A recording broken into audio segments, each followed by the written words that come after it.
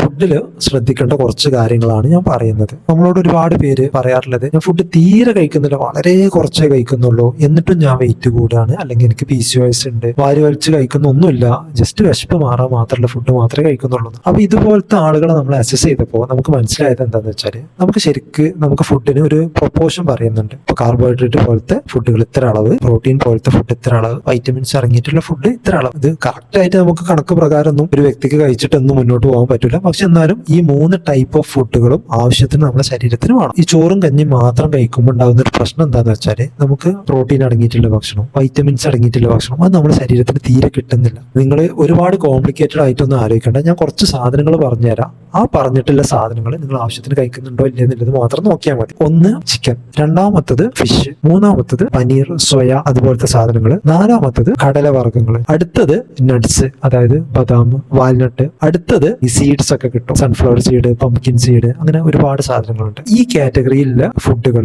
നിങ്ങൾ കഴിക്കുന്ന അളവ് വളരെയധികം കുറവാണ് എന്നുണ്ടെങ്കിൽ നിങ്ങൾക്ക് PCOS ഒക്കെ വരാനുള്ള ചാൻസ് വളരെയധികം കൂടുതലാണ്. ഇത് എത്രയാ കഴിക്കേണ്ടതെന്നില്ല ഡൗട്ട് ഉണ്ടാവും. സാധാരണ നമ്മൾ പറയാം, നട്ട്സ് ഒക്കെ നമ്മളൊരു ഹാൻഡ്ഫുൾ, നമ്മളൊരു കൈയിന്റെ ഉള്ളിൽ എത്രയാണോ നമുക്ക് ഉൾപ്പെടുത്താൻ പറ്റുക ആ ഒരു അളവിലാണ് ഓരോരുത്തരോടും നമ്മൾ കഴിക്കാൻ പറയാം. ഇനി അളവ് വേണം എന്ന് നിർബന്ധമുള്ള ആളുകൾക്ക് നിങ്ങൾക്ക് ഫോളോ ചെയ്യാൻ പറ്റുന്ന എന്താണെന്ന് വെച്ചാൽ 1 grams per kg per day ആണ് ഓരോ ആളുകൾക്കും പ്രോട്ടീൻ റിക്വയർമെന്റ് പറയുന്നത്. അതായത് 65 നിങ്ങളുടെ വെയിറ്റ് എന്നുണ്ടെങ്കിൽ ഏകദേശം ഒരു ദിവസം 60 to 65 ഗ്രാമിന്റെ അടുത്ത് നിങ്ങൾ പ്രോട്ടീൻ കഴിച്ചാൽ നിങ്ങൾക്ക് ആവശ്യത്തിന്റെ പ്രോട്ടീൻ റിക്വയർമെന്റ് കിട്ടും. ഇതിന്റെ ഒരു ഇമ്പോർട്ടൻസ് എന്താണെന്ന് വെച്ചാൽ, നിങ്ങളിപ്പോൾ വേറെ ഒന്നും ചെയ്യുന്നില്ല, നിങ്ങൾ ഒരുപാട് ഡയറ്റ് ചെയ്യുന്നില്ല, എക്സസൈസ് ചെയ്യുന്നില്ല, വേറെ ഒന്നും ചെയ്യുന്നില്ലെങ്കിൽ കൂടി നിങ്ങൾ ഓവർ വെയിറ്റുള്ള ഒരാളാണെങ്കിൽ നിങ്ങൾ ഈ ഒരു ഒറ്റ കാര്യം മാത്രം കറക്റ്റ് ആയിട്ട് ഫോളോ ചെയ്താൽ തന്നെ നിങ്ങളുടെ ശരീരത്തിൽ നിന്ന് ആവശ്യമില്ലാത്ത കൊഴുപ്പ് നീങ്ങുന്നതായിട്ട് നിങ്ങൾക്ക് കാണാൻ പറ്റും.